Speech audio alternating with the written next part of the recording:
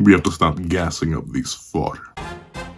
What's up guys, Uncle Pencil here, and here we are to do a quick, and I mean quick little discussion on why no one actually scales to Sukuna right now. Like no one who's alive at least. like at least for now, no one in this current battle in 246 scales to Sukuna. I've been seeing, it didn't take long. I was worried it was going to happen just based on how the chapter went, but I was hoping that people would not go too insane. Your boy was going a little bit insane himself, but half of that was meme and half of that was serious speculation. But let's not meme too hard. Let's quickly run through all the feats in quotation marks through 246 that explain why none of the characters present, whether it be the Shiesty Sorcerer, the Shadow Slicer, or even the Judge himself, really scale to Sukuna, like at all, like in any way, shape, and or form. Let's not waste any more time. Let's hop right into it. Editing me. Ready? 3, 2, 1, go. What's up guys, that guy with a pencil here. Fun fact, I do happen to have it on me and keep it on me at all times.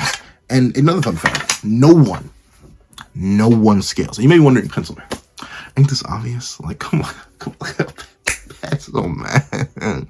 Of course no one scales to Sukuna. Like there's no way people look at it. Like I'm not even, like, just look around. You don't even have to look that far. The amount of characters that are suddenly now Sukuna tier or Gojo tier or Kashibo tier, like the amount of things that have leaped of this one chapter alone. I mean, I don't necessarily blame people because, like, it's never explicitly stated, but like we'll just do a quick little run through of every feat that happens in this chapter and why literally none of it matters. The most infamous one that I've been seeing a whole bunch of glaze for, heck, myself included, your boy has been glazing just a little bit. Kusakabe here with guarding Higuruma himself from the dismantles by Sukuna with Simple Domain, new channel style Simple Domain. This feat right here is in fact pretty impressive, if I do say so my sizzle self, because if this is Sukuna throwing out dismantles, wow, that's impressive. That's I do want you to realize that not only is Sukuna like Omega Giga fatigued here, not only was he most likely not trying to execute Higuruma himself here, as we see in 247, which hasn't come out yet, 245, where he's like, hey, I'll be real, I kind of just want to see what the sword does, so let's skip all the preamble. But 3, realize that Kusakabe still took damage from a casual dismantle while using Simple Domain to weaken it. For reference, a 15-finger fresh out the box Maguna pulled up on Ryu Ishigori and threw out a casual dismantle like that. And notably, it tore open his chest. He used no Simple Domain, no nothing. But ironically enough, Ishigori took less damage than Kusakabe did here. Because you can see Kusakabe is not just slashed once, but he slashed here,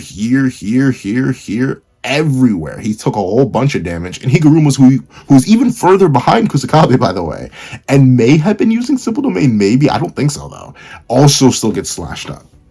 So Sukuna not only had interest in the Executioner's Blade, meaning he most likely was not going all out against Higuruma, not only did Kusakabe nerf it and still take extreme amounts of damage, and not only did Kusakabe himself admit, like, hey, yo, broski, we really do not have a chance here. This is extremely dangerous. And even Sukuna admits, like, oh, okay, they weakened it, but they didn't weaken it as much as they could with, like, domain amplification. Kusakabe doesn't scale. I mean, like, it's not, he scales to a super omega lowered soft baby dismantle. That's as much as he scales to. Like, the only thing you can hypothetically argue is that he maybe, just maybe, and I mean maybe with a capital M, scales somewhat to the firing speed of the dismantles. But we know even those can vary. Like, for some reason, whenever Sukuna throws out dismantles, they all come out at different speeds. Like, at times, characters are able to react to them, like Maharaga, and able to slash them away. Sometimes, characters like Gojo are able to, like, whoa, and, like, lean behind and let them fly over him. And at other times, they just immediately appear on top of him, such as the case with Spatial Slash. So we know dismantles vary in speed. So nebulously scaling to a super soft dismantle from Sukuna that he didn't even fully block does not mean that Kusakabe scales even, like, at all, remotely, in the same dimension as Sukuna. For the next major feat, it comes a little bit into the chapter. I mean, like, this is, no one's arguing Choso skills. No. Luckily enough, the Choso fans, the only thing I've seen the Choso fans get excited for is that he's seemingly enough still alive. Which makes sense, Sure, he got double donuted. He's literally a figure 8 right now, but that doesn't necessarily mean much. He's DP, a DPW, so like he'll just like use BM or something to like put himself back together. Sure, he's coughing up juice, but he'll just spit the juice. He'll whoop right into his new belly hole, and bada bing, bada boom, he'll be fine. So yeah, but the main thing that I've been seeing a bunch of people hype up, it was Kusakabe, and the other main one is the Shiesty Sorcerer himself. And like the main thing that I've seen people give credit for here is that like Sukuna can't dodge it, he blocks it. And to that I'm like, I yes. But my main reason I don't think this is all too impressive is that Sukuna once again is quite clearly playing around, and the blade itself, despite being a ratio technique amp swing from who knows what beast he's channeling, hits on Sukuna and it does no damage to him. Like, notably, this has the same kind of effect that Kashimo, when Kashimo was going in for those punches against Sukuna and the kick, and Sukuna kind of just went like there was no motion. Like, you can literally see, despite the motion lines coming down from Ito's swing, kind of implying that Sukuna was forced into the ground here, which he is. You see the ground shatter. There's not a single motion line itself on Sukuna's arm. This is just a shadow. And, like, nothing actually really happens here.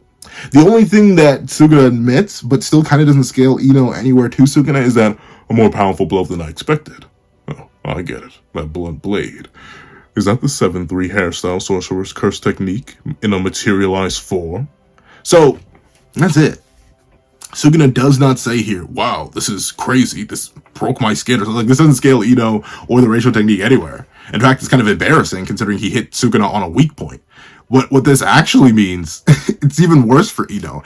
It means that Ito, when he had the element of surprise, had Sukuna off guard, and Sukuna only raised an arm for what he may have guessed Ito's attack potency was at, based on all 0 of the interactions he had with him. Remember, I don't think Itadori has ever seen Ito fight properly while Sukuna was inside him. So, like, Sukuna raised an arm expecting less. Ito hit him with a critical hit ratio strike. It did nothing.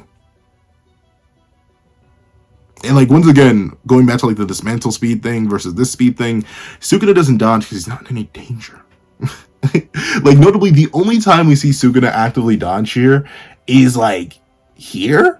But notably, he's still messing around, and you can even tell by the look on his face here, he's kind of bored. Like, I think the main reason he strikes Choso here is just because, like, Choso's boring.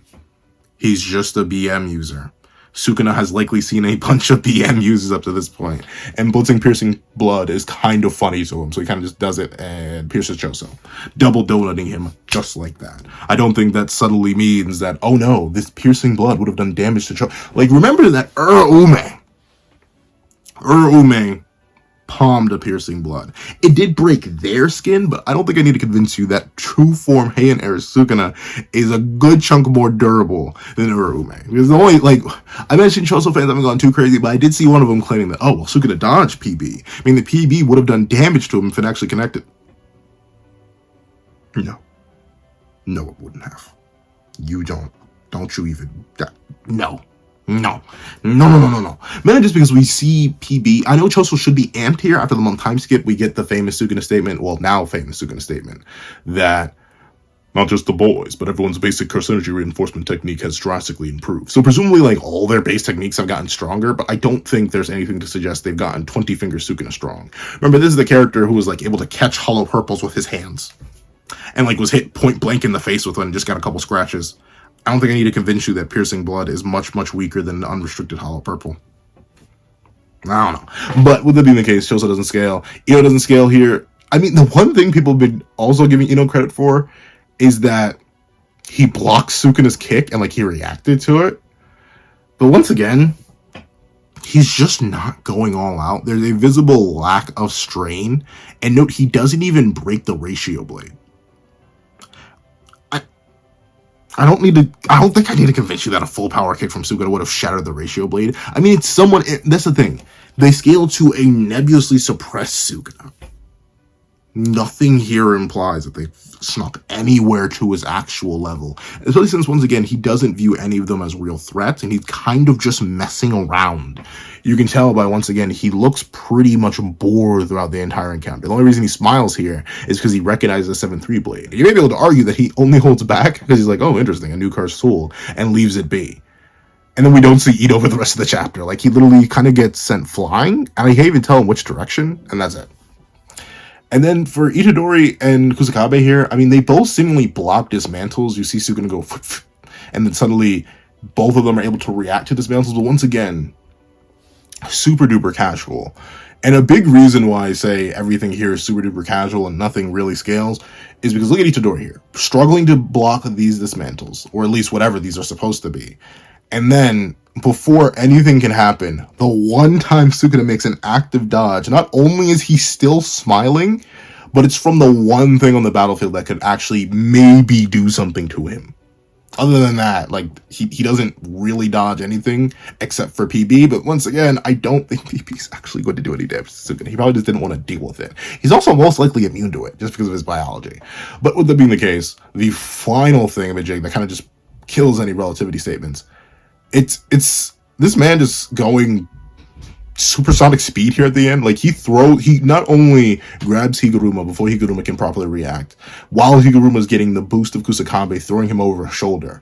Not only does he dodge the Executioner's blade with just a casual, but also he just beats the taste out of Higuruma's mouth, grabs him, and launches that boy after very specifically asking Itadori, hey broski, can you keep up? Launches Itadori away. Not Itadori. Launches Higuruma away, and then does the dash, and Sukuna literally just outruns Itadori. He's just gone. He's just speeding, like, he's literally just gone.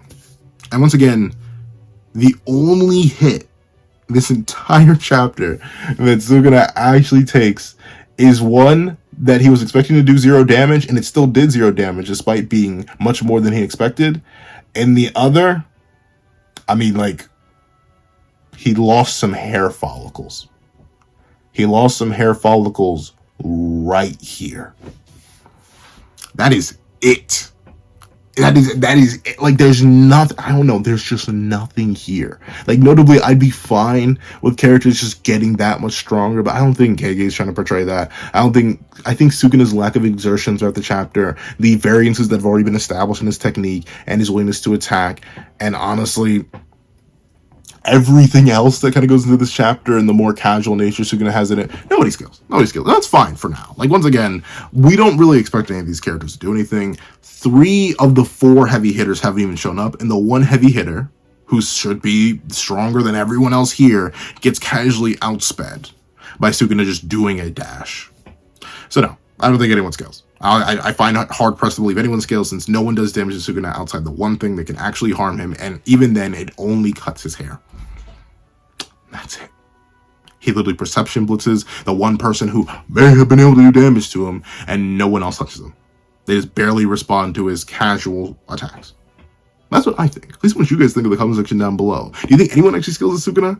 If you do, or if you just made it all the way to the end of the video, please leave the Shiesty Slasher in the comment section. I mean, it kind of is accurate. He does wield the ratio blade now. The Shiesty Slasher in the comment section down below. As I thank you guys so much for watching. Please remember to leave a like, share, comment, and subscribe. And make sure you hit that little notification bell so you do not miss out on any video segment of the channel. Also, I do have a Patreon down below where you can support me for as low as $1 a month. Things like exclusive videos, early content, and more. You can also now become a member to the channel for as low as $3 a month to get the same perks and more. Some of those perks will include the live reaction to the very next chapter of Jujutsu Kaisen. Now, I thank you so much for watching once again, and I hope you guys have a wonderful day. This is Dagger the Pencil, writing off.